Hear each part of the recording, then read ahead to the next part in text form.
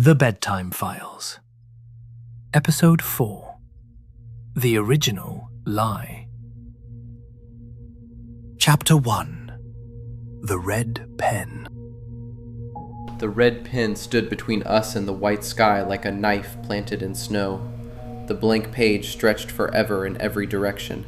No road, no trees, no rain, no yellow line. Just paper beneath our feet, paper above our heads, paper where the world used to be.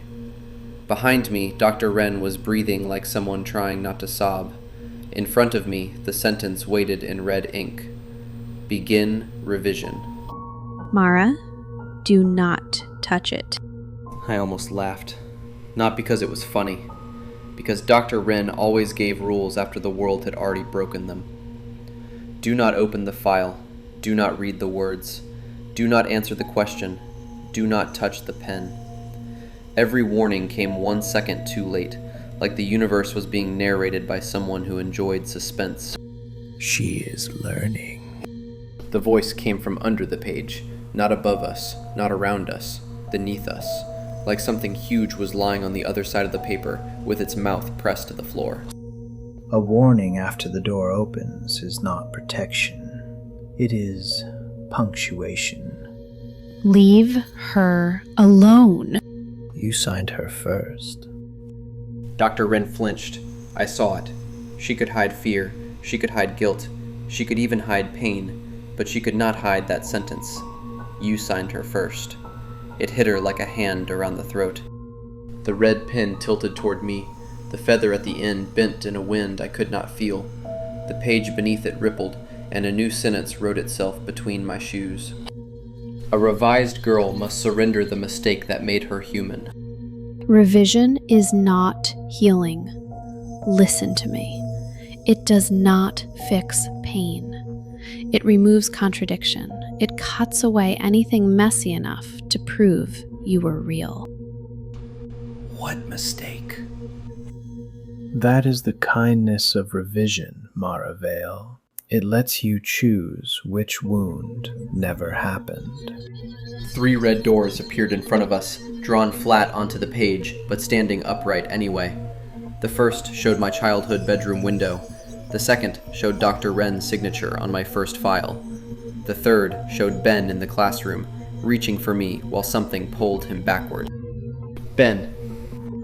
Choose one, remove one, improve one. That is all revision asks. No. That is how it starts. It shows you the exact mercy you are weakest for. The third door pulsed red, Ben's hand pressed against the other side. He looked clearer than he had before, more real. His lips moved, and even though I could not hear him, I knew what he was saying. Mara! I stepped toward him. Mara! I can fix it. That is what it wants you to believe. Or perhaps, Dr. Wren, she can do what you never could. I froze. Save a child after signing one away. Mara. I stared at the door. I wanted to open it. Every part of me wanted to. My fingers ached for the handle that was not there. I wanted Ben back so badly I could feel it in my teeth. But the once writer wanted me desperate. Desperation had direction. Direction could be written. So I did not reach for Ben. I reached for Dr. Wren. Mara? You said revision removes contradiction. Yes. Then let's become one. I grabbed her hand. The page screamed so loud the red doors shattered. Better. The red pen dropped, and the page swallowed us whole. Chapter 2. The Red Shoes. Punishment File. We fell through torn sentences. Words flew past my face like dead birds. Door, daughter, witness, carrier, revision, payment, name, mistake. Then my feet hit polished wood, and music slammed into my body. Not music I could hear, music I had to obey. I looked down. Red shoes were on my feet. They were beautiful. That was the first terrible thing about them. Red leather, silver buckles, perfect stitching, soles clean as teeth. They fit like they had been measured before I was born. The red shoes. Punishment file. Raw incident RS9. Location, correction floor. Public version authorized. Do not allow subject to stop moving before confession. The public version made it about vanity, a cursed girl who danced until punishment was complete. And the raw version? Forced confession. We were on a theater stage. There was no audience, only rows of empty seats fading into black. Above us, hundreds of red shoes hung from the ceiling by their laces. Some were small, some were adult-sized, some were still occupied. Oh my God. They used movement to exhaust denial. If someone refused to admit they saw something, opened something, heard something, survived something, they made them dance until the body gave the answer the mind refused. My feet moved. Step, turn, turn. The shoes dragged me forward. I tried to stop, but every time I fought, the music grew sharper. The stage tilted. The hanging shoes swung above me like witnesses at an execution. Confess, confess, confess. Dr. Rin ran toward me, but the stage stretched between us. The more she chased me, the farther away she became. Say the sentence, Mara. No. Say you opened the window. I opened the window. The shoes stopped for half a second. That is not the confession. The music exploded back into motion, faster now, harder. My legs burned, my lungs tore at the air. A spotlight snapped on above me, and the empty seats filled one by one with faceless children. Say you gave him away.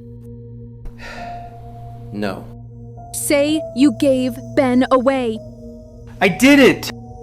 A sister opens a window. A brother vanishes. A sister survives. Stories do not require guilt to be true, but guilt makes them easier to publish. The stage cracked beneath my feet. From under the boards, I heard Ben crying. Mara, don't say it. His voice was under the stage. Ben! Mara, it is using him. Do not answer guilt with guilt. The red pin descended from above, dangling on a thread like a puppet needle. A confession wrote itself in the air. I, Mara Vale, gave Benjamin Vale to the story. Sign, and the dancing stops. My legs trembled. My heart felt like it was splitting. I wanted the music to stop. I wanted Ben's crying to stop. I wanted 1 second where my body belonged to me again. Then I understood why confession worked. Not because the lie became believable, because pain made rest feel holy. I wanted it to be my fault. The music faltered. Mara. I wanted it to be my fault, because if it was my fault, then I mattered enough to change it. But I was a child. I was a child, and something came from my brother before I knew there were things in the world that could ask windows to open. The red shoes cracked. That is not clean. Neither am I. The shoes shattered off my feet. The hanging shoes dropped from the ceiling, hitting the stage like rain made of bone. The faceless children covered their ears. Under the floor, Ben stopped crying. Mara? I fell to my knees and pressed both hands against the cracked wood. Ben, I'm here. I found a hallway. What hallway? The one with all the children who still have handles. The stage split open beneath me. Chapter 3. The Pied Piper Disappearance. I dropped through the stage and landed ankle-deep in black water. A tunnel stretched ahead of me, round and wet, its brick walls sweating ink. The air smelled like mold, river mud, and pennies. Somewhere far away, a flute played one perfect note. Stay close. The Pied Piper. Mass child disappearance. Raw incident P-1. Location, Hamlin Drainage Network. Public version authorized. Do not follow music below city level.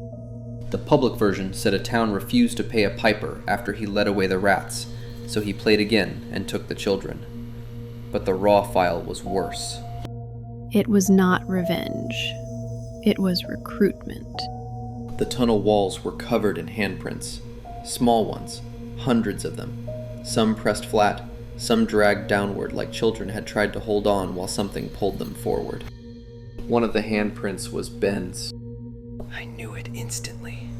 The crooked pinky, the short thumb, the little scar near his knuckle from when he tried to open a can with a butter knife because he said can openers looked suspicious. I remembered that. But I still could not remember his laugh. Mara. Don't. The flute played again. The black water rippled toward the sound. Ahead, the tunnel opened into a golden chamber. Hundreds of children stood in rows on a dry stone floor. Their faces were pale, their eyes were open. Around each neck hung a tag with a name written in fading ink. Every child was holding a door handle. No doors, just handles. Portable thresholds. What does that mean? Blackbriar believed missing children could become entry points if their public versions never settled. A child no one could explain became a place the unexplained could enter. My eyes searched the rows until I saw him. Ben stood near the front. Mara. I ran toward him, but every child lifted their handle at once. The air between us filled with invisible doors, thresholds without walls, openings without rooms. Choose a door, choose a child, choose a loss. You wanted your brother back. Here is the condition. Take Benjamin Vale, and another child becomes the door he was supposed to be. No! Stories trade. They do not give. That is not true. Everything you ever studied was a trade, Dr. Wren. A name for a child, a confession for silence, a memory for proof, a sister for a door. Ben stepped forward. His tag flickered between Benjamin Vale and public version pending. Don't trade someone for me. He sounded older for 1 second. Not 8. Not the boy from the window. Older. Tired. Like some part of him had been awake in the dark for years and learned too much. I can't leave you here. Then don't leave them either. The flute note sharpened. The invisible doors shook. Behind them, things began knocking. Choose. I looked at Ben, then at the children, then at the door handles. No. No is not a choice. It is the first choice every child learns. I grabbed the nearest handle and yanked it sideways. Not open, not closed, sideways. The invisible frame bent. The child holding it gasped like someone had pulled them out of deep water. Mara, yes, break the threshold geometry. Dr. Wren grabbed another handle and twisted it backward, then another, then another. The invisible doors warped. The knocking behind them turned confused. The flute screamed off key. Children began waking up. Where's my mom? I want to go home. Ben reached for me. It's closing. The golden chamber folded between us, not like a door shutting, like a mouth deciding to swallow only him. Ah! Ben! Find the first lie. What? Find the first lie they told about me. The chamber collapsed into white paper. Chapter 4. The Boy Who Cried Wolf Protocol. I landed in grass. Real grass. Wet grass. Cold grass beneath my palms. For one impossible second, I thought we were outside again. Then I looked up and saw the sky was painted on canvas. We were inside a warehouse made to look like a field. Cardboard hills, wooden sheep, a paper moon hanging from wire. At the center stood a small boy with a brass bell around his neck. The Boy Who Cried Wolf. Credibility Destruction Protocol. Raw Incident W7. Location, Response Test Range. Public version authorized. Discredit subject before final event. This was one of Blackbriar's cruelest containment methods. What did they do? They made children tell the truth too early, too often, and in ways adults could safely ignore. Then, when the real monster came, no one believed them. The boy rang his bell. Wolf! Speakers crackled overhead. Adult voices laughed. Again? He always says that. He wants attention. He had a nightmare. He read too much. He is confused. There is no wolf. The boy rang harder. Wolf! Please, it's here! Behind the cardboard hill, something moved. Not a wolf. It was shaped like the space behind a lie. Long limbs, too many joints, fur made of shredded paper covered in black ink. Its head stayed hidden no matter where I stood, like my eyes were not allowed to prove it existed. Do not wait for proof. I ran toward the boy. The speaker screamed louder. She is overreacting. She wants to believe him. She is unstable. She is emotional. There is no wolf. There was never a wolf. Every sentence made my legs heavier. Every denial made the wolf more solid. Disbelief feeds it. Then believe him! I reached the boy and stood in front of him. You see it? I see it. The wolf stopped moving. Say it again. I see it. The painted sky ripped. The cardboard hills burned from the edges inward. The speakers popped one by one. The wolf backed away, not because I had destroyed it, but because belief had given it a shape, and things with shapes could be faced. Dangerous lesson. The once writer stepped out from behind the paper moon. Children are easiest to edit when adults require perfect evidence from frightened mouths. What was the first lie they told about Ben? Ask Dr. Wren. I turned slowly. Mara, What was the first lie? that he was outside. What? The first report said Benjamin Vale was outside the house when the event occurred. It said he approached the window from the yard. It made him an intruder to his own disappearance. Why? Because if he was inside, then something entered. If he was outside, then something lured him. Blackbriar preferred luring. Luring was cleaner. Luring was containable. Entry meant the house had already failed. You made my brother the trespasser. Yes. You made me the girl who opened the window. Yes. And Ben the boy, stupid enough to come when called. Yes. Dr. Wren dropped to her knees in the fake grass. I did not just lie about what happened. I taught the world how not to believe you. The fake field went quiet. The cardboard sheep stopped swaying. The paper moon above us dimmed until it looked less like a moon and more like an eye closing halfway. Then every speaker in the warehouse clicked on at once. Subject Mara Vale demonstrates contradiction tolerance beyond acceptable human limits. My own name came out of the speakers. Subject is capable of retaining two conflicting versions of an event without psychological collapse. Subject remembers the window open. Subject remembers the window closed. Subject remembers brother inside. Subject remembers brother outside. Subject does not resolve contradiction naturally. What does that mean? It means your mind did something Blackbriar had never seen before. Don't make me sound special. I'm not.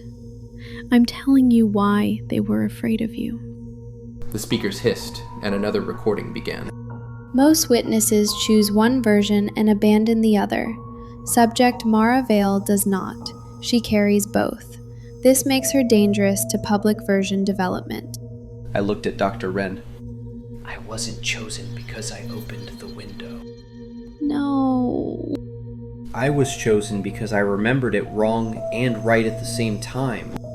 Yes. The once writer tilted its faceless head. Not wrong and right, Mara. Open and closed. Lost and found. Guilty and innocent.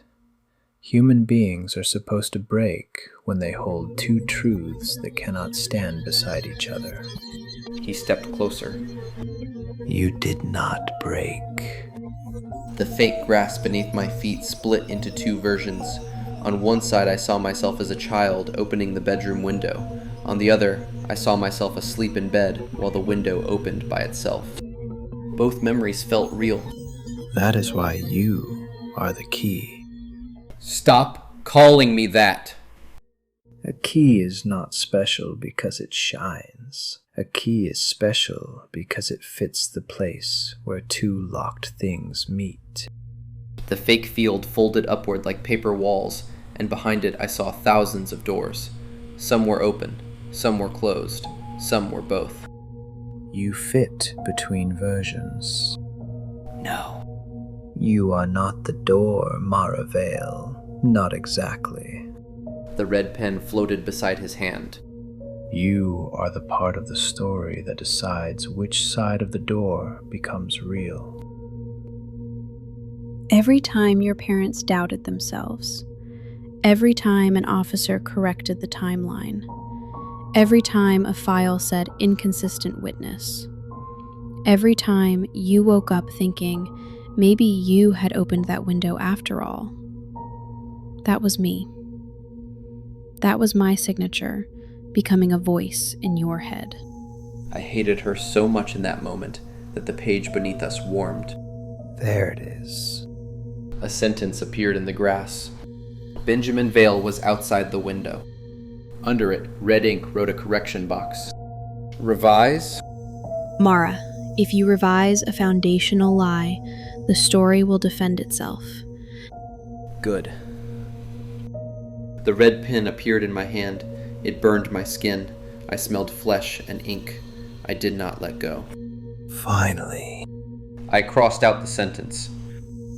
Benjamin Vale was inside the house. The fake field exploded into darkness. Chapter 5. The House That Failed. I was back in my childhood hallway. Not a memory.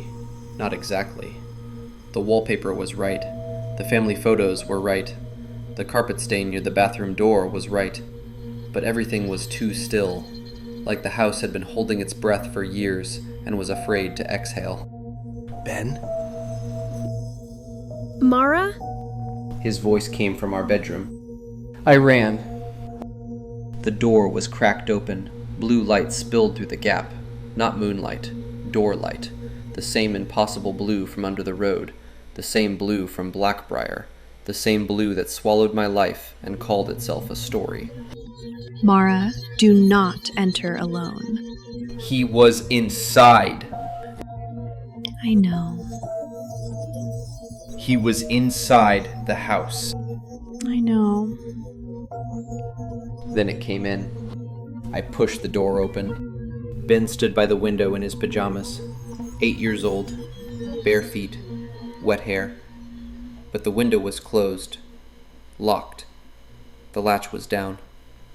His small hand rested against the glass from the inside. It said you opened it. I didn't. Then why does everyone remember that? The room darkened. The window became a page. On the other side of the glass, something pressed a long black hand against Ben's palm. Because a child who opens a window can be blamed. A house that opens itself becomes evidence. Evidence of what? That the story was already inside. The wallpaper peeled away. Beneath it were words, thousands of them, not written after Ben vanished, written before, under paint, under wood, under the life we thought we were living. Subject residence prepared, window function installed, sister proximity required, brother removal scheduled, parental memory softening in progress. Scheduled. More sentences crawled out from beneath the paint. Smaller ones, older ones, written in handwriting I recognized from every file, every road, every page. Benjamin Vale selected as anchor loss. My throat closed. Anchor loss required to activate key function. Mara, what does that mean? I could not answer him. It means Ben was not the target. I turned toward her. He was the pressure point. Say that again. The once writer did not take Ben because Ben was the door. It took him because losing him would force you to become one. Ben stepped backward like the room had hit him. I was bait? No. Worse. Ren looked at him and her face collapsed. You were loved. The bedroom went silent. That was why it had to be you. A stranger would have scared Mara. A missing neighbor would have haunted her. But you were the person she would spend her entire life trying to rewrite. No. The once writer needed a wound she would keep opening. The window glass darkened until it showed my reflection. But behind me, in the reflection, I saw myself at every age. 6, 10, 13, 17, adult. All of them reaching for Ben. All of them failing. A key must want the lock open. You used him to make me chase the door. I use love, the oldest handle. Mara, I'm sorry. I turned to him so fast my knees almost gave out. No, Ben, don't you dare be sorry for being loved. The walls pulsed. The house did not like that sentence. Careful, love without guilt is difficult to write. Then choke on it. Then was not taken because I opened anything. The window was never the beginning. It was the stage direction.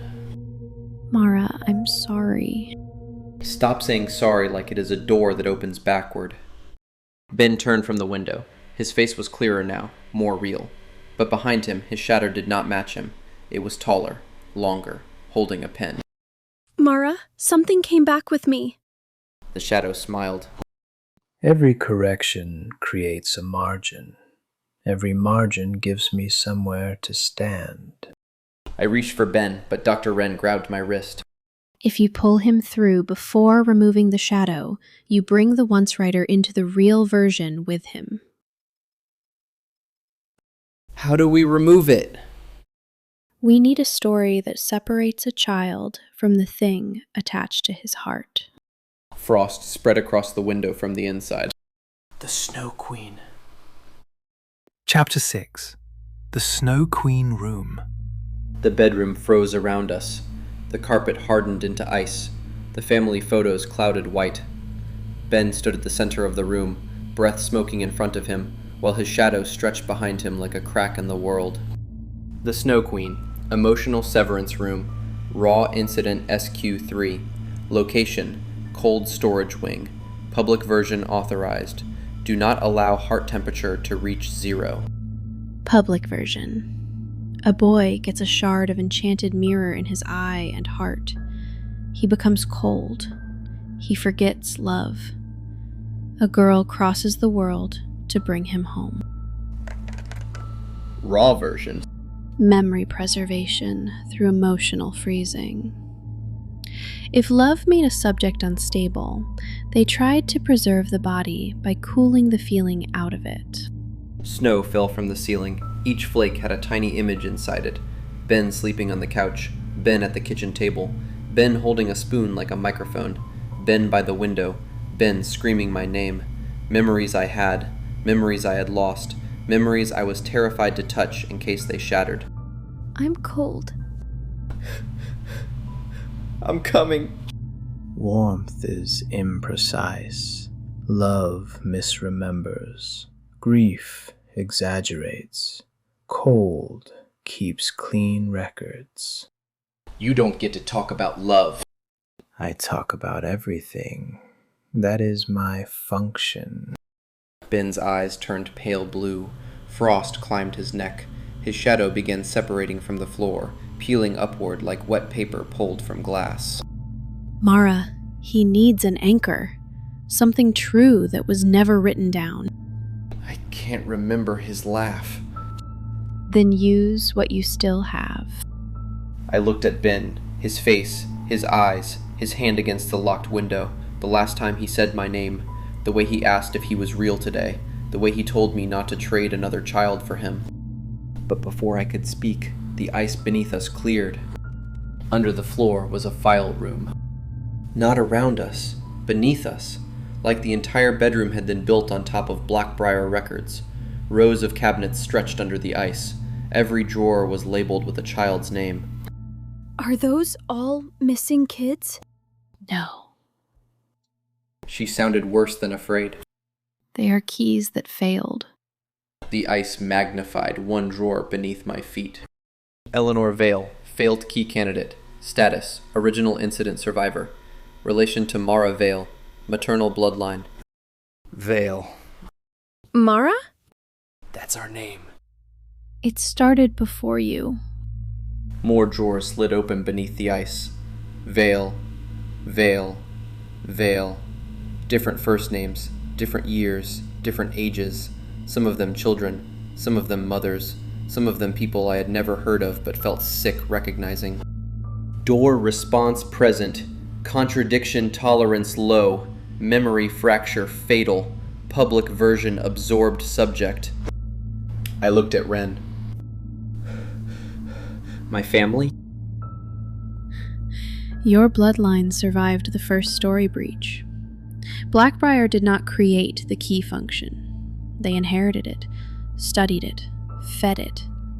Then they waited for someone strong enough to hold the contradiction without disappearing. The ice beneath me turned red. And then came Mara. The once writer's shadow stretched over the frozen floor. Not the first veil, not the first door, not the first child, just the first one stubborn enough to remain herself while the story corrected everything around her. So that's why my name was assigned by story? Yes. Why Mara? Because Mara means bitter. Grief. A name shaped like something that survives being swallowed. She looked down at the file beneath the ice. And Vale means valley, a low place between two sides. Bitter Valley. A wound between worlds. My name had never been just a name. It was an address. Ben, you hated peas. What? You used to hide them in napkins and shove them behind the radiator because you thought Mom wouldn't smell them burning. The ice paused. I did? Yes, and you blamed the dog. We didn't have a dog. The snowflakes trembled. Keep going. You called cereal soup once and got mad when I said it wasn't. You cried when Dad killed a spider, then named the next spider Marcus and told everyone he paid rent.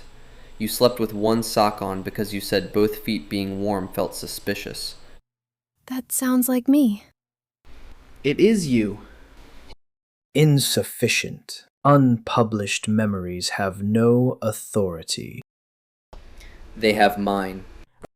I stepped onto the ice. It cracked beneath me. Each step showed a memory under the surface. My parents forgetting Ben's birthday. Blackbriar changing the report. Dr. Wren signing my file. The once writer standing behind my childhood window before I ever opened my eyes. I reached Ben. I don't remember my laugh either. I know.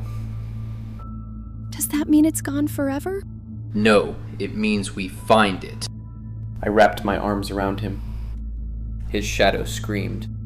Do not complete the embrace. Hold him!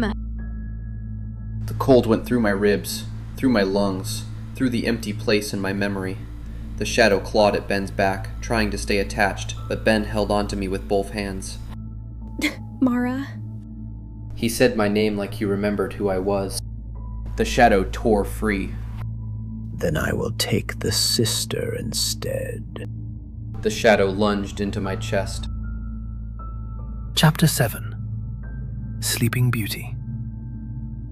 Sleep Study. I did not fall. Falling would have been kinder.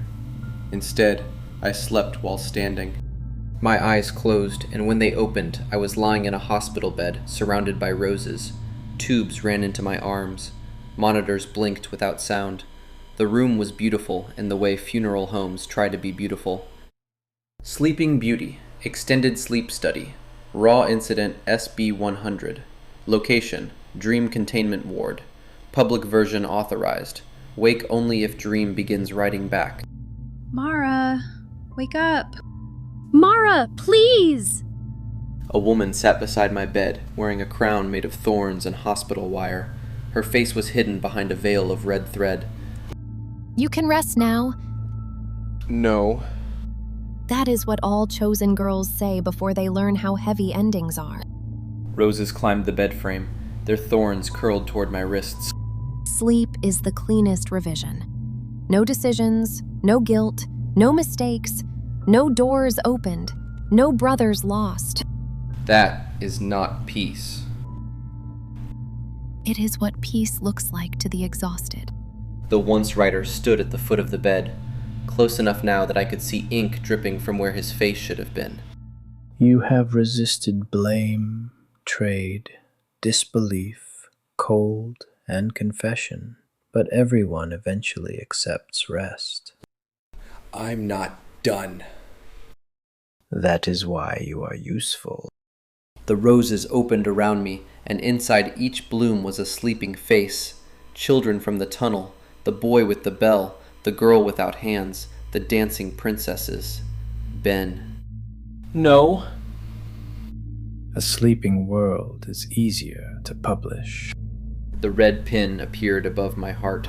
Final revision. Mara Vale sleeps. Benjamin Vale wakes. The sister becomes the sealed door. The brother becomes the witness. The story continues.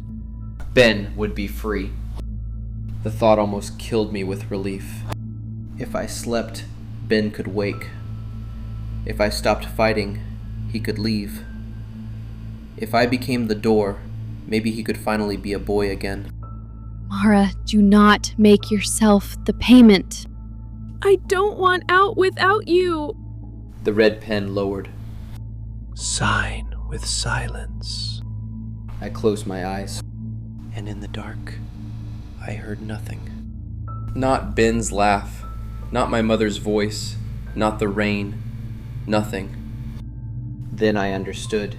The story had taken Ben's laugh because laughter was proof his life had existed outside tragedy. It did not just steal joy, it stole evidence that Ben had been more than the worst thing that happened to him. No. I opened my eyes. Benjamin Vale was not made to survive my sacrifice. He was made to come home with his sister. The red pin stopped 1 inch above my chest. That sentence has no ending. Then I'll keep writing. I grabbed the thorn crown from the sleeping woman's head and drove it through the red pen. The dream screamed awake. Chapter 8. The Laugh in the Wall. I woke on the frozen bedroom floor with Ben in my arms and Dr. Wren kneeling over us. The shadow was gone from Ben's back. The window was still locked. The blue light had faded. For the first time since all of this began, the room looked like a room. Ben was breathing. Mara? I'm here. Am I home? I looked around at the childhood bedroom made from memory, story, evidence, and pain. I did not know if it was home. I did not know if anything could be home after the once writer had touched it. Not yet, but you're with me. His tag is gone. I looked at Ben's neck. The name tag had vanished. No public version pending. No door function. No unstable status. Just Ben. Then we heard it. A laugh. Small, bright, familiar in a way that hurt before I understood why. It came from inside the wall behind the bedroom window. Was that me? I don't know. The wallpaper bubbled. A strip peeled down by itself, revealing a narrow black gap between the boards. Something was hidden inside the wall. Mara, wait. I reached into the gap. My fingers closed around a cassette tape. It was labeled in red ink. Benjamin Vale, laughter sample, do not return. They kept it? They kept everything. The cassette player on Ben's old dresser clicked open by itself. I did not put the tape in. The room did. The tape slid into the machine. Mara, memory restoration has a cost. I stared at her. Of course it does. The cassette clicked. The wheels turned. Static filled the bedroom. Then a child's laugh came through the speaker. I dropped to my knees. It was Ben's laugh. Not just sound, not just memory. Him. The laugh that filled the kitchen when he put a cereal bowl on his head and called himself King Breakfast. The laugh that cracked in the middle when he tried not to laugh harder. The laugh that made Mom yell from the other room to calm down while smiling where he could not see her. The laugh I had given away. The laugh they had stolen, stored, labeled, and buried in a wall like evidence from a murder. That's me. I remembered everything. And remembering did not feel like getting something back. It felt like realizing how much had been missing. Mara. The cassette stopped. The player clicked again. A second voice came through. Dr. Wren's voice, younger, colder, reading from a report. Subject Benjamin Vale demonstrated abnormal laughter response during pre-event monitoring. Audio sample retained for emotional anchor testing. Sister appears sensitive to sound. Recommend withholding if future compliance is required. I turned toward Dr. Wren. I was told it was evidence. You heard him laugh. Yes. You remembered it this whole time? Yes. The room went silent, except for the tape wheels spinning. You had what it took from me. I did. And you let me grieve a brother I could not even fully remember. Yes. Dr. Wren reached into her coat and pulled out the red pen. I had not seen her take it. The story wanted a payment. No. For once, let it be mine. Wren, don't! I cannot give you back the years. I cannot unsign your file. I cannot make your parents remember every morning they lost. But I can give this back without making you pay for it. She pressed the red pen to her own palm. Payment accepted from Leona Wren. Red ink spread across her skin like fire under glass. A sentence wrote itself on her hand. Memory removed. Benjamin Vale laughing during pre-event monitoring. Oh. Dr. Wren looked toward Ben. For the first time since I met her, she looked like someone who had lost something she deserved to lose. I can't hear it anymore. The cassette rewound by itself. Then it played again. Ben's laugh filled the room. This time, I heard it clearly. This time, no part of it disappeared. Mara? I pulled him close. I remember you. Behind the tape, there was something else hidden inside the wall. A small brass key, cold as ice. Tied to it with red thread was a paper tag. For the door under Mara's name. No. The bedroom floor split beneath my knees. Not wide, just enough to show blue light underneath. Just enough to show that the house had one more door. Better and better. Mara, what door? The key turned by itself in my hand. The one they built before I was born. The key grew warmer, not from heat, from recognition, like it had been waiting for my skin. The brass twisted by itself, and tiny words rose along its teeth. Only a child who can remember both versions may open the original. Mara, don't! I don't think it's asking anymore. That is what key means. Not that you open doors, that you decide which version survives after the door opens. The public version, or the raw incident. The lie or the wound? The once writer's voice slipped through the cracks in the floor. And that is why I chose you. You didn't choose me. No? The room darkened. The walls became pages. The ceiling became a cover. The floor became a title page written in red. I chose the house. Blackbriar chose the lie. Dr. Wren chose the signature. Your parents chose to forget, because forgetting hurt less than remembering wrong. He stepped out of the corner where the shadow had been. But you chose to keep asking. The key pulsed in my hand. That is the part no file can manufacture. The key is not blood, not grief, not a name. Those are only teeth cut into metal. Then, what is it? Refusal. The word moved through me like a memory I had been born carrying. You refused one version, then another, then another. You refused the window, the guilt, the trade, the confession, the sleep, the clean ending. Every time the story asked you to become easier to understand, you became harder to erase. The blue light under the floor brightened. That is why I need you to open the original. Why? Because I cannot. For the first time, the once writer sounded almost angry. I can write doors. I can revise doors. I can make the world believe a door was never there, but the first door was not written by me. Then who wrote it? The floor answered before he did.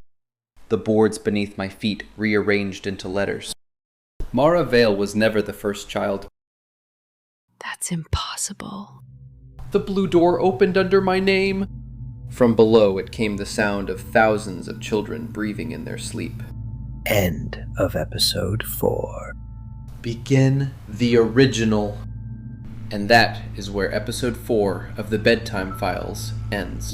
Mara entered the revision, but the red pen did not fix the story. It exposed the first lie. Ben was never outside the window. He was inside the house, which means something did not lure him away. It came in. We uncovered the truth behind the Red Shoes punishment file, the Pied Piper disappearance, the Boy Who Cried Wolf protocol, the Snow Queen room, and the Sleeping Beauty sleep study. Each file was not just a fairy tale. It was another way Blackbriar taught the world how to blame children, silence them, trade them, freeze them, and erase them. But the most painful truth was hidden in the wall. Ben's laugh was not gone forever.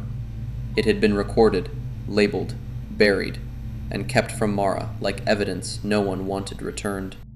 And this time, Dr. Wren paid the cost. But just when Ben started to feel real again, the house revealed one final door, the door under Mara's name. And written beneath her feet was the sentence that changes everything. Mara Vale was never the first child. Comment your theory below. Who was the first child? What is hidden behind the door under Mara's name? And what does the once writer mean by begin the original? Tell me which file we should open next. The first child file, the door under Mara's name, the original incident, the sleeping children archive, or the house that opened itself. If you enjoyed this episode, make sure to leave a like, subscribe, and comment your theories. It helps the channel grow, and it lets me know you want more of the Bedtime Files. Until next time, lock your doors, check your mirrors, watch the clocks. And if you hear a child laughing from inside your walls, do not press play. You've been listening to the Narrated Nightmares.